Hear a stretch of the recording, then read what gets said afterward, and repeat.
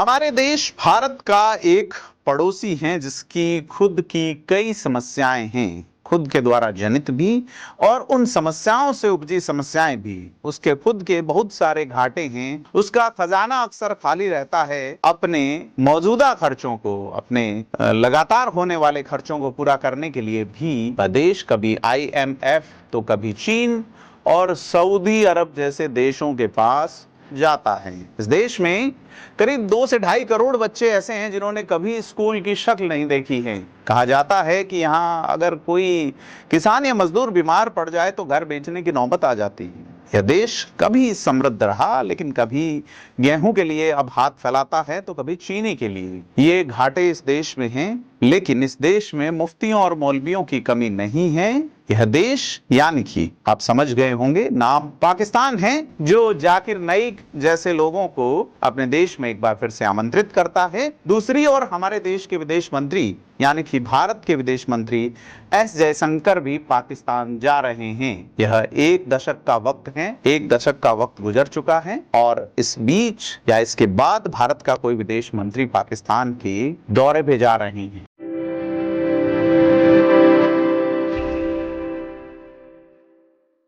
नमस्कार, fair observer Hindi में आपका स्वागत है। मैं प्रदीप हूं और आज बात करेंगे कि विदेश मंत्री एस जयशंकर पाकिस्तान क्यों जा रहे हैं, जिसकी माली हालत, जिसकी अन्य देशों से रिश्ते और जिसकी विदेश नीति की स्थिति जो है वो उसकी कंगाली से हम बयां कर चुके हैं। पहले कहा जा रहा है कि विदेश मंत्री एस जयशंकर शंघाई सहयोग संगठन यानी कि SCO की बैठक में हिस्सा लेने पाकिस्तान जा रहे हैं।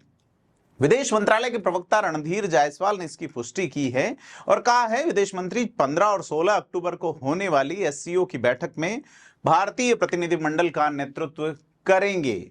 इससे पहले 2015 में तत्कालीन विदेश मंत्री स्वर्गीय Sushma Swaraj heart of India conference में हिस्सा लेने इस्लामाबाद गई थी और उसके कुछ दिन बाद ही प्रधानमंत्री नरेंद्र मोदी भी एक सरप्राइज विजिट पर लाहौर पहुंच गए थे। कई सारी चर्चाएं हुई, आलोचनाएं हुई, तमाम बातें। इसके बाद 2016 में जब तत्कालीन गृह मंत्री और मौजूदा रक्षा मंत्री राजनाथ सिंह सार्क की बैठक के लिए पाकिस्तान गए तो एक अलग तरह का मोड़ सामने आया। उस वक्त पाकिस्तान के तत्कालीन गृह मंत्री चौधरी निसार अली खान जिस तरीके से राजनाथ सिंह से पेश आए वह किसी भी तरीके से डिप्लोमेटिक या पॉलिटिकल नहीं था। और यही नहीं, भारत जब बिलावल भुट्टो आए थे तो उनके जो बयान थे वो भी ऐसे नहीं थे जो कि दोनों देशों के रिश्तों को आगे बढ़ाए। अब यानी कि राजनाथ सिंह के दौरे के करीब 8 साल बाद, बिलावल भुट्टो के दौरे के बाद, भारत क्या वाकई दोनों देशों के रिश्तों को, दोनों देशों के यानी भारत और पाकिस्तान के बीच के जो मौजूदा स्थिति है इसको, या जो एक गर्म आग जैसी स्थिति कही जा रही है, दोनों देशों के बीच रिश्ते ठंडे हैं, खास करके सर्जिकल स्ट्राइक और तमाम चीजों के बाद लंबा अरसा बीत चुका है। और इसके क्या मायने निकलते हैं कि क्या विदेश मंत्री द्विपक्षीय वार्ता करेंगे। और जब प्रेस कॉन्फ्रेंस जब हुई विदेश मंत्रालय की तो प्रवक्ता रणधीर जायसवाल से जब एक पत्रकार ने पूछा कि क्या विदेश मंत्री एस जयशंकर का दौरा भारत और पाकिस्तान के रिश्तों में सुधार लाने की कोशिश के तौर के ऊपर हैं, बड़ा सवाल था। लेकिन इस पे जो जवाब आया जायसवाल का वो ये कहना है कि ये दौरा SCO की बैठक के लिए है, इससे ज्यादा इस बारे में नहीं सोचा जाए। तो विदेश मंत्रालय की ओर से क्लियर है कि हम ये जो शंघाई कॉरपोरेट वाला जो ऑर्गेनाइजेशन है इसको लेके जा रहे हैं, क्योंकि फिलहाल भारत के पास ऐसा कोई प्रोत्साहन है नहीं इंटरनेशनल कम्युनिटी से कि वह पाकिस्तान से रिश्ते सुधारे, क्योंकि इंटरनेशनल कम्युनिटी के लिए फिलहाल दूसरे मुद्दे बड़े हैं, जिसमें रूस और यूक्रेन के बीच का युद्ध है, जिसमें लेबनान, इजराइल, ईरान जैसे देशों के बीच जो हालात चल रहे हैं। अमेरिका खुद चुनाव के मोड में है। बहुत सारे देशों में यानी कि यूरोप में ही लंदन, ब्रिटेन और फ्रांस पेरिस में नई सरकारें गठित हुई हैं, नए चुनाव हुए हैं वहाँ। ऐसे में फिलहाल जो है वो भारत के पास कोई प्रोत्साहन नजर नहीं आता इंटरनेशनल कम्युनिटी से, और पाकिस्तान की आंतरिक स्थितियां भी जस की तस हैं, और वहां सत्ता में कौन है, सेना या कोई केंद्र है जो सत्ता को चला रहा है। इसलिए भारत के पास फिलहाल कोई बड़ा कारण नजर नहीं आता जिसके चलते वह पाकिस्तान के मौजूदा जो एडमिनिस्ट्रेशन है या विदेश मंत्रालय है उससे सीधा संवाद करे। ऐसे में यह जो दौरा है एस जयशंकर का, इससे लगता नहीं कि द्विपक्षीय संबंधों में जो गर्माहट है उसमें कुछ ठंडापन आएगा। तो यह भी माना जा सकता है कि एससीओ में जाना, यानी कि एससीओ की बैठक जो है या एससीओ का सम्मेलन जो है पाकिस्तान में है, फिर क्यों ही जाना है।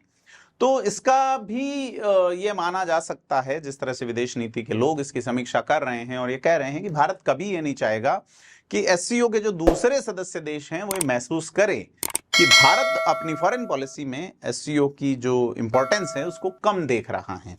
और अगर भारत के प्रधानमंत्री इस बैठक में जाते तो निश्चित तौर पे इस बैठक का या इस सम्मेलन का एक अलग संदेश होता और अलग मायने निकाले जाते, लेकिन पीएम नहीं जा रहे हैं और उनकी जगह विदेश मंत्री एस जयशंकर जा रहे हैं। इसका मतलब साफ है कि भारत फिलहाल उच्च स्तरीय नेतृत्व के स्तर पर पाकिस्तान के साथ द्विपक्षीय बातचीत के लिए तो बिल्कुल तैयार नहीं। एक स्पष्ट संदेश है कि भारत फिलहाल बातचीत नहीं चाहता। फिर भी भारत डिप्लोमेटिक रूप से दर्शाना चाहता है कि एससीओ जैसे बहुपक्षीय मंच हैं उसमें वो अपनी जिम्मेदारी से पीछे नहीं हटता। ट्विटर पे जो वॉशिंगटन डीसी के विल्सन सेंटर में साउथ एशिया इंस्टीट्यूट के जो डायरेक्टर हैं माइकल कुगलमैन, वो एक्स पे यानी कि ट्विटर पे लिखते हैं कि ये भारत पाकिस्तान के संबंधों को आगे बढ़ाने की इच्छा से अधिक शंघाई कॉरपोरेशन ऑर्गेनाइजेशन जो है उसके लिए भारत की प्रतिबद्धता को दिखाता है। और वो आगे लिखते हैं कि जयशंकर का पाकिस्तान दौरा भले ही द्विपक्षीय कूटनीति से ज्यादा बहुपक्षीय कूटनीति है, लेकिन इसके बावजूद भारत पाकिस्तान के संबंधों के लिए इसके महत्व को नजरअंदाज नहीं किया जाना चाहिए। 2016 के बाद, जैसा कि मैं पहले बता चुका, कि भारत का कोई कैबिनेट मंत्री पहली बार पाकिस्तान जा रहा है। यह जो एससीओ हैं जिसके देशों में पूरी दुनिया की लगभग 40% आबादी रहती है और पूरी दुनिया की जीडीपी में इन देशों की 20% हिस्सेदारी है। यही दुनिया भर के जो ऑयल स्टॉक रिजर्व्स हैं उसका 20% हिस्सा भी इन्हीं देशों में है। ऐसे में एससीओ देशों के बीच क्या चल रहा है इस पे नजर पूरी दुनिया की बनी रहती है। ऐसे में विदेश मंत्री के एक लंबे समय बाद पाकिस्तान जाने को देखा जाना अलग नजरिए से नजर नहीं आता, क्योंकि भारत अपनी भूमिका को एससीओ में पेश करना चाह रहा है, भले ही उसके संबंध चीन या पाकिस्तान के साथ कैसे भी हों।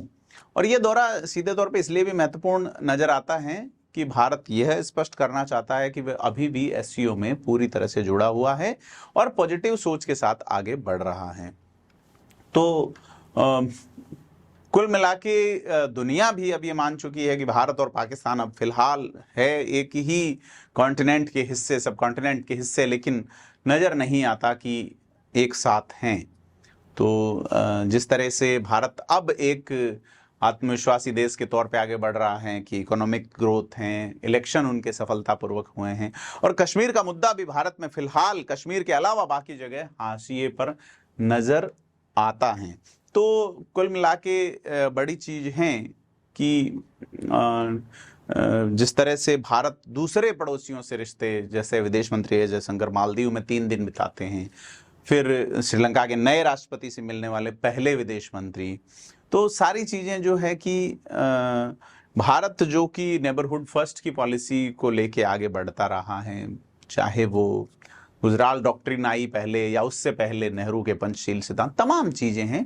तो कहा जा सकता है कि ऑन रिकॉर्ड भारत जिम्मेदारियों से मुंह नहीं मोड़ता, लेकिन पाकिस्तान की ओर से फिलहाल नेबरहुड फर्स्ट वाली पॉलिसी नजर नहीं आती, क्योंकि पिछले साल मई में एससीओ की बैठक भारत में हुई थी। तो जब पाकिस्तान के तत्कालीन विदेश मंत्री बिलावल भुट्टो जरदारी आए थे तो यह माना जा रहा था कि बिलावल भुट्टो एक पहल करेंगे कि भारत से उनके रिश्ते ठीक हो, लेकिन मीटिंग के एक दिन बाद ही दोनों देशों के विदेश मंत्रियों के तीखे बयान सामने आए।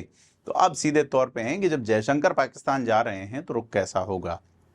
तो यह तय है कि जयशंकर पाकिस्तान जो जा रहे हैं वो SCO शिखर सम्मेलन के मुद्दे को लेके जा रहे हैं, न कि भारत पाकिस्तान के संबंधों पर बातचीत के लिए। और अक्सर जयशंकर का आक्रामक रुख दिखता है जब पश्चिम देशों के साथ मुद्दों पे बातचीत होती है, भले ही वो अपन जेलेंस्की वाला यूक्रेन वाला मामला रहा हो या अन्य। तो क्योंकि वो खुद एक विदेश सचिव रह चुके हैं, लंबे समय तक फॉरेन अफेयर्स में उन्होंने काम किया, तो इसलिए सीधे तौर पे उनकी जो कूटनीति है, उनकी जो विदेश नीति है, वो थोड़ी सी सूक्ष्म नजर आती है।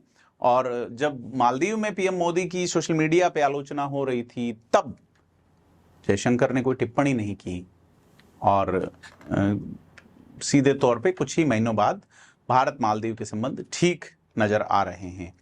तो सारी चीजें कुल मिला के ये हैं कि जयशंकर का पाकिस्तान जाना SCO की बैठक के लिए है। शायद पाकिस्तान जो है पहल करे, तो जयशंकर का क्या रुख रहेगा देखेंगे, क्योंकि शंघाई सहयोग संगठन जो है वो 2001 में चीन, रूस और सोवियत संघ का हिस्सा रहे 4 मध्य एशियाई देश जो हैं, जिसमें कजाकिस्तान, किर्गिस्तान, ताजिकिस्तान और उज्बेकिस्तान मिलकर करते हैं। और इससे पहले यानी कि करीब 5 साल पहले 1996 में शंघाई में एक बैठक में चीन, रूस, कजाकिस्तान, किर्गिस्तान और ताजिकिस्तान आपस में एक दूसरे के नस्ली और धार्मिक तनावों से निपटने के लिए सहयोग पे राजी हुए थे, और इसे शंघाई 5 के नाम से जाना जाता था। तो कुल मिला के 2017 में भारत और पाकिस्तान इस संगठन में पूर्ण सदस्य के बतौर शामिल हुए, और 2023 में ईरान भी इसका सदस्य बना। तो अब कुल 9 देश SCO के सदस्य हैं, और अफगानिस्तान, बेलारूस और मंगोलिया भी ऑब्जर्वर स्टेटस के साथ इस संगठन में हैं। तो कुल मिला के इस संगठन का नेतृत्व करने वाले रूस और चीन दोनों ही पाकिस्तान से अच्छे संबंध रखते हैं। ऐसे में पाकिस्तान उम्मीद कर रहा है कि व्यापार, कनेक्टिविटी, एनर्जी जैसे मुद्दों पे जो है वो ये देश उसकी ओर ठंडी नज़र से देखे, लेकिन भारत कोशिश कर रहा है, जो कि इस मंच के माध्यम से अपने पड़ोसी देशों और सेंट्रल एशिया से जुड़ा है। ऐसे में SCO के माध्यम से भारत का इनसे कनेक्शन बनाए रखना एक इम्पॉर्टेंट थिंग नज़र आता है सीधे तौर पे। तो भारत का दौरा एक बहुपक्षीय मंच पर भारत की सहभागिता भी दर्शाता है और कूटनीति भी। देखते हैं S जयशंकर जो है क्या परफॉर्म करते हैं अक्टूबर माह के मध्य में होने वाले इस कार्यक्रम में। आपसे अपील है कि आपने फेयर ऑब्जर्वर हिंदी को अभी तक सब्सक्राइब नहीं किया तो सब्सक्राइब जरूर करें, और आपको जानकारी कैसे लगी कमेंट करके बताएं। धन्यवाद।